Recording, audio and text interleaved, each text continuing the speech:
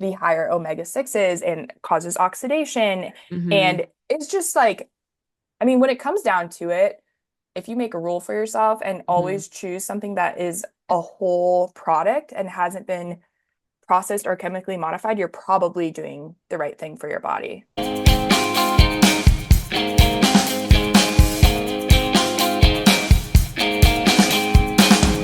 Hello and welcome back to The Well-Being. My name is Madison, My name is Rachel.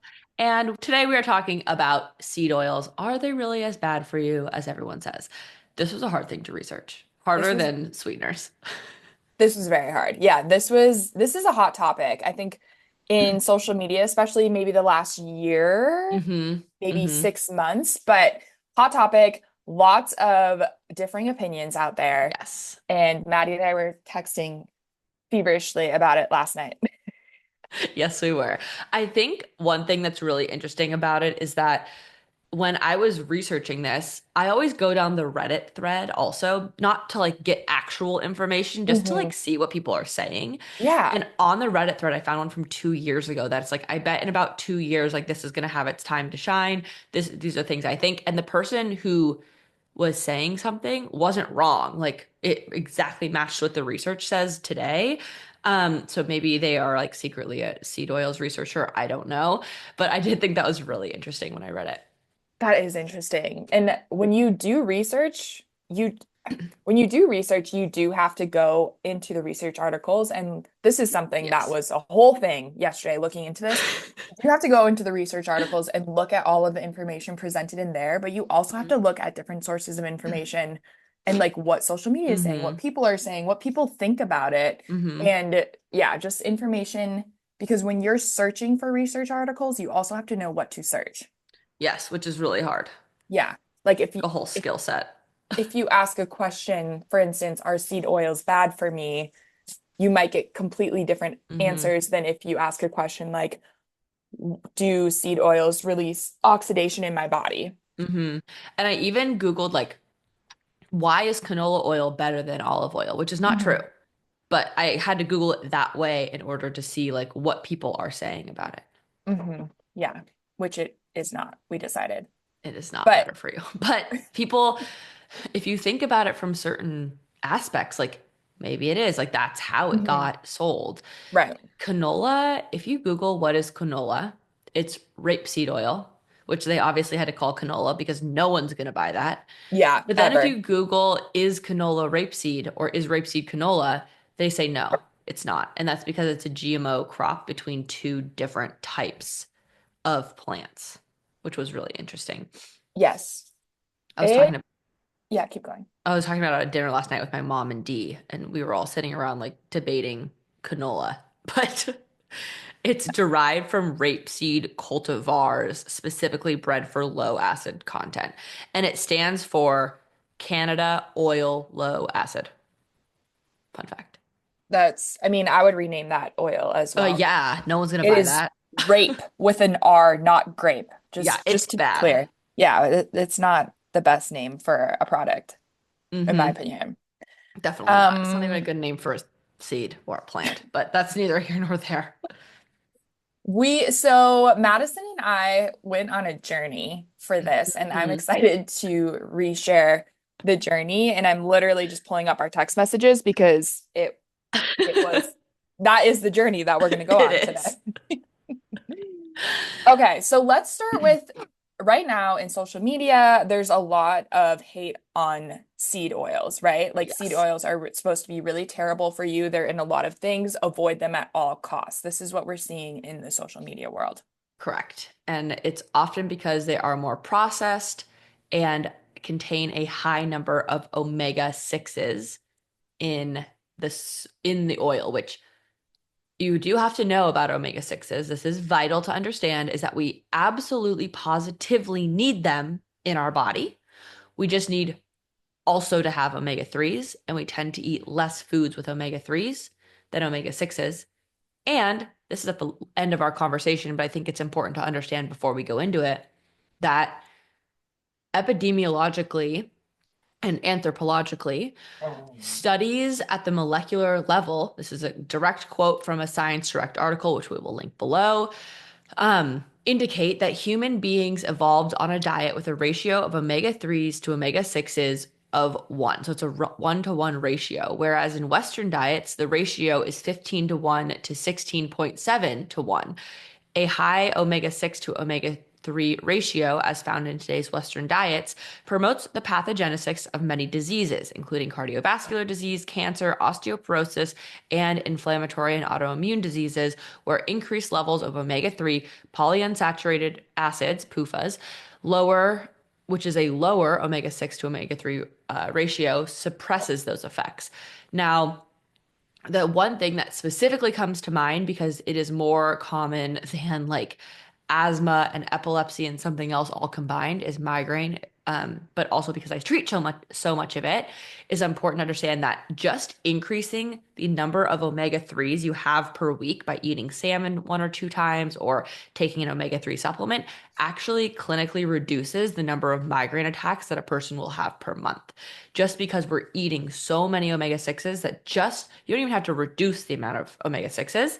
You can just increase that ratio in your body and have a similar impact. And I've been reading a lot of studies about that for my patients. So I thought that was an interesting thing to note as well. Yeah, that is super interesting. And I know one of the research articles that I came across too is saying if we are consuming as a culture, especially a Western culture in the United States, so many omega-6s through things like seed oils that in order to meet the 1-to-1 ratio of omega-3s to omega-6s, we'd have to be eating fish like salmon for almost every meal. Which is impossible and also going to be ultimately high in mercury. Yeah, like nothing is, you should not be Like you eating need, anything for every single meal. no, Yeah, you need a balance. you need a balance. And I think a Right. good omega-3 supplement is definitely going to be helpful, but also reducing the amount of omega-6s that you have is also going to be really helpful. Totally. Because then you don't have to balance out the omega-3s as much to meet the omega-6s. Exactly. So if we are Correct. ultimately, I'm curious what the ratio is, and I didn't find any research on this, but I'm very curious about the ratio where chronic illness begins. Because chronic Hmm. illness doesn't start yesterday. It started when No, you were 8, right? right. Like it started when you were born, whatever. Hmm. Um, or even before you were born, Hmm. honestly. Like we're Right, finding exactly. microplastics in amniotic fluid and placentas. Right. Like it's terrifying. Yes. So definitely that is something to be curious about and think about as well. Hmm. Yeah. And I mean, cancer rates are happening younger and younger with our Hmm. population, even versus the popular or the cohort. What am I trying to say? The population Population, but like cohort or class, like class. boomers and Oh, generation. generation cohort. What am I saying?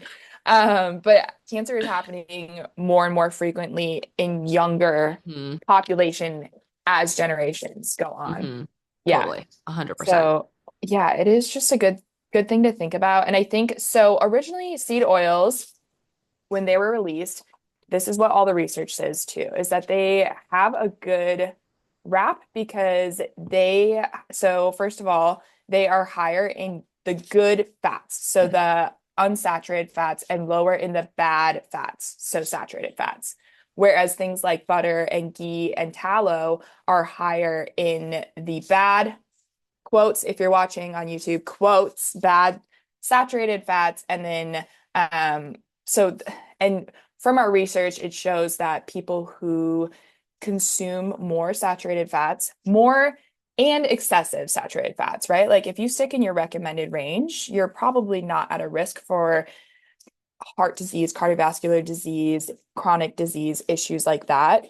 But the problem is when you're consuming too much. So historically, when seed oils came out, they were looked at as good because they are higher in the good fats and lower in the bad fats, unlike things like butter and tallow and ghee. Um, so Yes. yes, so that's the number one of why they're looked at as good because of those levels. And in research, they have also been shown to, in people who have higher cholesterol or LDL levels and HDL, which is our good Hmm. good Good Oh cholesterol. my God. Yes, thank you. Um, they have been shown to decrease the bad cholesterol and increase the good cholesterol. So that is kind of what research studies say about seed oils. Hmm. Yeah. Yes. So the other thing about seed oils that we need to consider. So I guess we should talk about like what counts as a seed oil. They're known as the Hateful Eight. Ooh, So sunflower oil, soy oil, cottonseed oil, safflower oil, corn oil, rice bran oil, grape seed oil, and canola oil are the which Hateful is Eight seed rapeseed oils. oil. Yeah. Interesting. It's But just not right. grapeseed. Why is rice bran oil on every list I'm seeing? Do you see that one too? Did you Yeah, say I that? think I Okay, said okay, that okay. one. Yep, yep, Okay. yep, yep. Yep. Okay. Got it. Unless I skipped it, but No, I think that rice you said bran. it. That makes sense. Yes. So these oils a lot Hmm. are a lot of times used to cook with, but even more are in a lot of our processed foods. Hmm.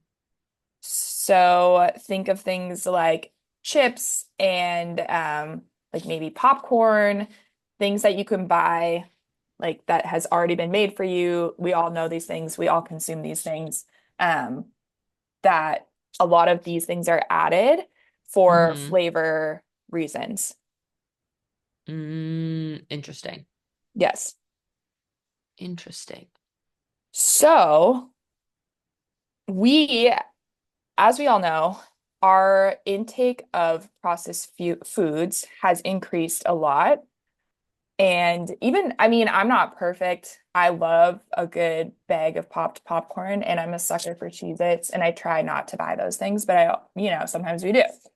But the issue is we are consuming a lot more of these things, the seed oils, because there's such a high concentration of them in things like processed foods. So that's like Yes. going back to like the potato thing. Like you could Hmm. eat six potatoes through potato chips, like a bag of potato chips, but you could never sit down and eat Yeah. six potatoes. Like you would be ill. You would. That I would. I can't even think about how full I would be. But these foods are literally genetically created when they are made intentionally to be addicting and make it so you cannot stop eating them. Like even flaming hot Cheetos are so hot, but the only way to get the heat to go away is to eat more. Like it is modified to be that way, and I think as a community we often forget about that. So, um that is important to know.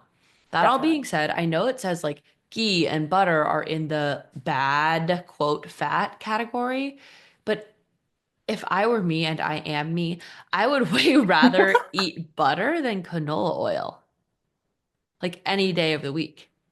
100%. 100%. And And I have a feeling that in the next couple of years, that's probably going to reverse, kind of like how sodium has reversed, mhm, where that's not like a processed thing, right? If we're eating sea salt or Celtic salt or whatever, the blood pressure problem probably isn't going to be as bad. There's already some stuff coming out that it's like a sodium ratio rather than the sodium itself and whatever. I'm not telling you to go eat like 30 grams of sodium a day. Don't do that.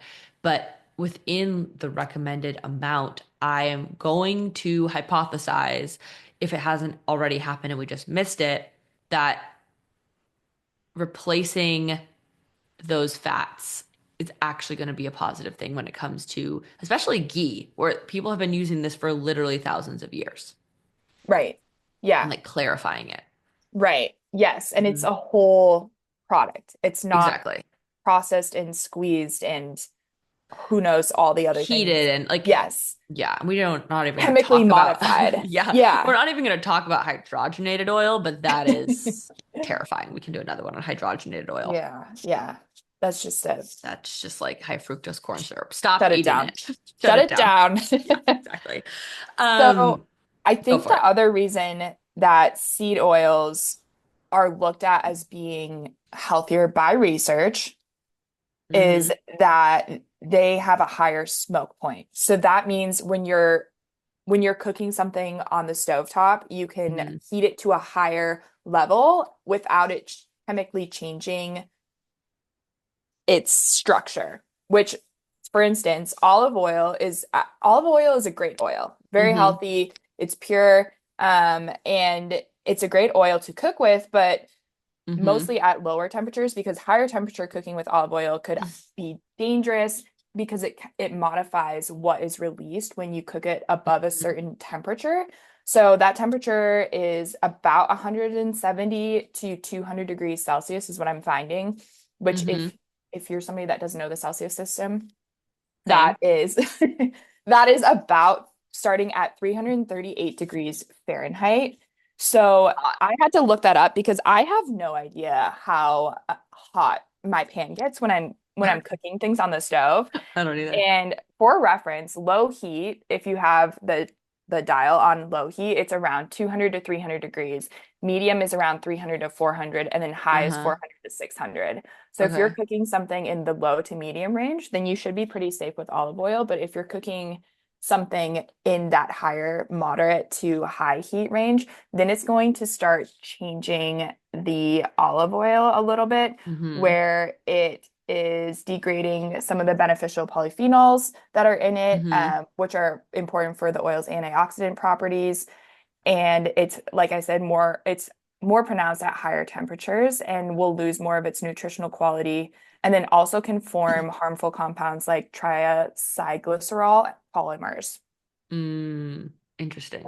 So seed oils are able to cook at those higher temperatures without those Mhm. things changing or being released because they have been, excuse my dogs, because they have been processed in a way that allows them to do that. Got it. Huh. Okay. I think sticking with olive oil and avocado oil just as much as you possibly can is probably your best bet as these things kind of get settled because they're definitely not better for you. For example, safflower oil has an omega-6 to omega-3 ratio of 133 to 1, which is crazy high. Like that is really, really high. However, canola oil, that ratio is actually 2 to 1, which is what I think they said, oh, this is better for you. However, when it is processed using a lot of chemicals like hexane and BHA and BHT, which we talked about on the sweeteners episode. So definitely check that out if you haven't already, because those are really bad for us as well. And so I think it's part of that. And then that it is in so many things that are bad for you. And it can also oxidize not only to heat, like, yeah, its smoke point is high and like it's good for frying french fries in, but it oxidizes just in the light. And I don't know about you, but I have literally never seen canola oil packed in something dark. No, Literally never. ever. Yeah, and I think what a lot of the things I'm saying make me sound like I'm a fan for seed oil, Hmm. and I am not. I think I was so confused doing the research last night because all the research is like, this is fine. It has the good fats Hmm. in it. It doesn't release these harmful chemicals when it's heated to a high Hmm. heat. And I'm like, okay, like this is confusing. I'm very Hmm. confused, Madison, what is happening? And so then we kind of talked We about had it to a talk it little out. bit more about how, like you said, Maddie, it yes, it is safer to cook with at a Hmm. higher level and it has less of the quote bad fats and it's supposed to be quote healthier. But we're kind of comparing it to like the Diet Coke situation, like we Hmm. did in the last episode on our artificial sweeteners, where yes, it may be like lower in calories and it may be quote healthier, but it's also something that has been chemically created and, like you said, genetically modified. And Hmm. releases oxidation in your body and free radicals, which then causes inflammation and causes Hmm. things like your stomach hurting all the Hmm. time, or, like unable to lose Hmm. weight because it just is causing all this inflammation. So Hmm. on the outside, it's looking great because it's like, oh, this Diet Coke has 0 calories in it. Hmm. And same with like seed oil, like it Yeah. is, right? Like supposed to be less calories, but it has all of these other harmful things in it, like the higher omega 6s and causes oxidation. Hmm. And it's just like I mean, when it comes down to it, if you make a rule for yourself and Mhm. always choose something that is a whole product and hasn't been processed or chemically modified, you're probably doing the right thing for your body. Yes, I totally, completely agree. Yes. I think the best thing for you to do is ultimately going to be, um, just like you said, eating the most unprocessed foods as you can. That being said, last night I was like, I must have fudge. And I made myself some, which has like marshmallow fluff and chocolate chips and evaporated milk. It could not be a more processed product, but it's just not what I'm going to eat all day long. Right. But I mean, you're gonna, and It's that's so something that good. you're gonna probably have a piece of and be like, wow, that like That was was great. Like great. you can't Yeah. eat a whole pan of fudge. No, That's gonna like, actually, I probably could, do you think but so? I feel like I it's so won't. rich. It is, but I have a sweet tooth. It's bad. I think we're aware Well, of this. it's okay. It's That's my okay. vice, but that's okay. I won't do it. I will not do it because I have self-control, but I would do it if I could. You also know though, like I feel like if you're ever tempted to eat the whole Hmm. pan, just like take 30 seconds and think about what you're Totally. gonna feel like if you eat that. 100%. It's So you're gonna not feel good. great while tasting it, but then afterwards you're gonna be like, oh my gosh, I I do feel not feel good. the worst. Yeah. Like I the worst. also find that if you are a person who has trouble not eating the thing that's in front of you, if you tell yourself, I'm just not going to do it right now, I'm just going to wait, that can be a really helpful mindset shift. Like, I'm just going to have it later. And that can be Yeah. really helpful in not eating a whole pan of Yes. things because I am a person to eat a whole pan of things. Yeah, I'm a person to eat a whole box of like something savory. Hmm. Yeah. Yeah, you're So, savory. I anyways, always forget this about you. I Um, know, I know. Or yes, dark chocolate. We do like dark chocolate squares, and that does really so well. good. Yeah, I love that. Yeah, Yeah. and that is like not as bad. Plus, like has good antioxidants and things like that. And it does hit the spot. I love the Who chocolate, just HU. I don't That's know my if I've favorite had that one. one. Oh, that's my Okay. favorite. It also they Is have it? like good flavors. They have Mhm. they have a quinoa crunch one, which I really like. It's Oh, very good. They have a vanilla one. They have all kinds of flavors. I okay. just wait until they're on sale because it's Mhm. like $7 a bar or something Nice. egregious like that. Yes. Yeah. But then I get them for like 4.50. Yeah. That makes Yeah. sense. And Hmm. also, I mean, to some degree, I understand because making chocolate is expensive. Like especially good Absolutely. Good chocolate. chocolate. And if they Hmm. process it organically and correctly, Hmm. like it is going to cost that much, which I know that's a Yeah. lot, but at the same time, It's like bag good of fair chips is trade. $7. I know. I agree. Um, yeah, when I was on my honeymoon, we went to a chocolate making place, Oh, which fun. was very fun. Yes. But they showed us how they made it and it took forever. Like they Yeah. grew all the things and it was a lot of steps, but the chocolate was unbelievable. It was so good. Yeah, that sounds It's like amazing. down in Costa Rica. It was great. Yes. Yes. Hmm. Same thing with coffee. Went to a coffee farm and like Oh, saw how they actually make it and all the hmm. energy and like love that's put into Hmm. like really good coffee beans.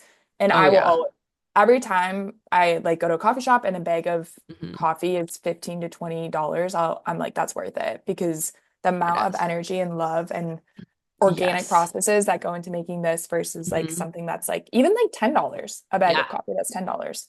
We used to have friends on my brother's baseball team who were coffee growers down or owned a coffee farm down in Venezuela. And they used like Okay. all fair trade, all the right things. And we would buy absolutely like dog food sized bags of coffee from them. It was I huge. love We'd go it. pick them up on their porch.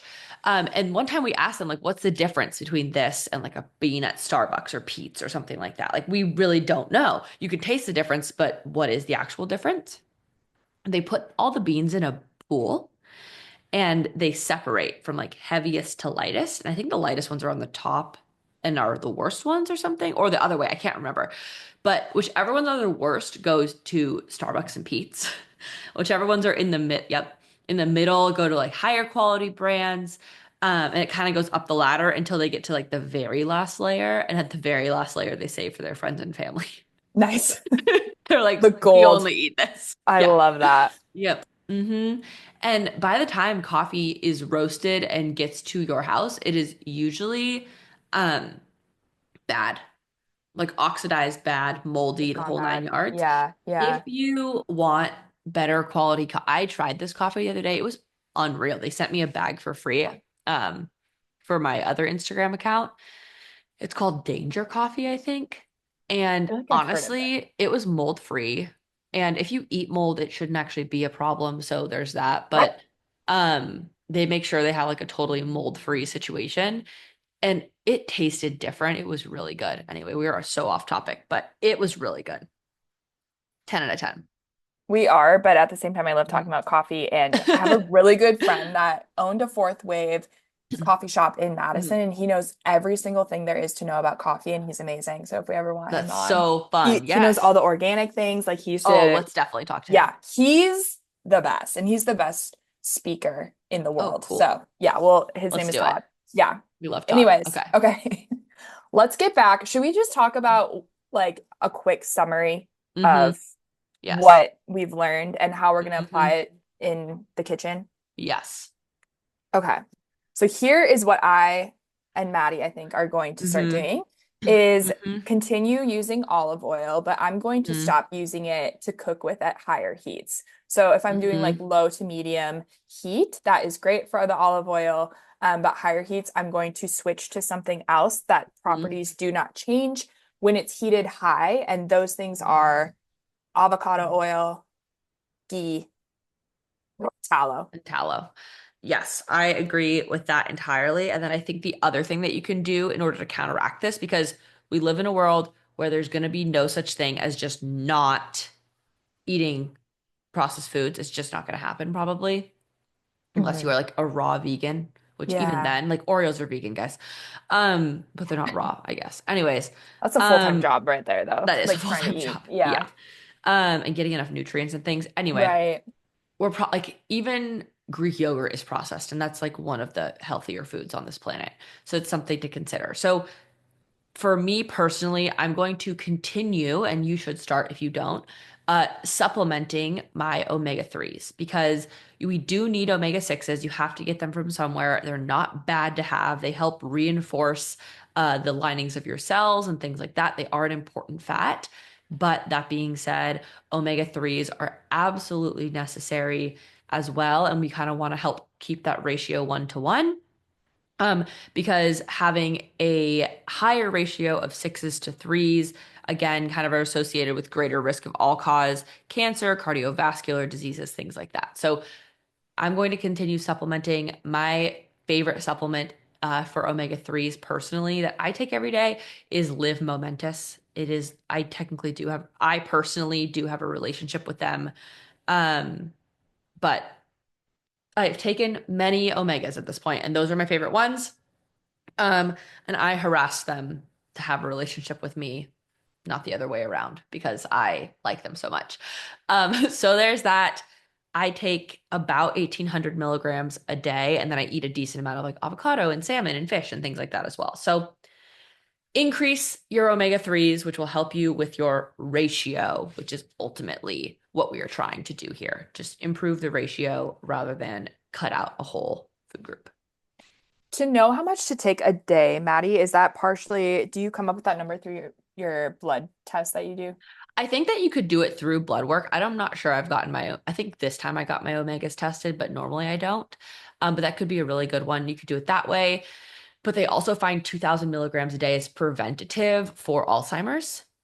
Oh, So okay. that is Hmm. something to know as well, and likely dementia as well. So if you know about yourself, or if you don't know about yourself and you want to know, talk to Natalie, who was on our podcast before. She does more than just preconception testing. There is a wait list for preconception testing, so get on it if you want to do it. But uh, yeah, take your omega 3s. That's the point. And yeah, Natalie was on our genetic podcast. I think it was our second, it was like our Second or second third, yeah. podcast that we released. And she Uh-huh. talks about Alzheimer's prevention and yeah, testing your genetic code and stuff like that, which was really, I didn't, yeah, I learned so much from her that episode and I I love still her. do from her Instagram. And she's so nice. She's the So go best. listen to that if you have Go listen. more questions Yes, on go that. listen. It was from a couple weeks back. Mhm. Anything else? Avoid seed oils, guys, honestly. Just avoid them, but don't say you can never have them again. Yeah. Yeah. And it's not like if you cook with seed oil because that's all you have, or like that's all you're at your parents' house over the holidays and you Yeah. cook with seed oils, like it's not going to kill you, but Mhm. just we're trying to reduce consumption of them and they're heavily in processed foods. So cutting back on things like that in general and just choosing different things to cook with in the home is going to be huge. I totally agree. Yeah. Totally agree. All right. See you guys next week, same time, same place. Follow us at The Wellbeing on Instagram for more tips and tricks. Bye. Yay. Bye.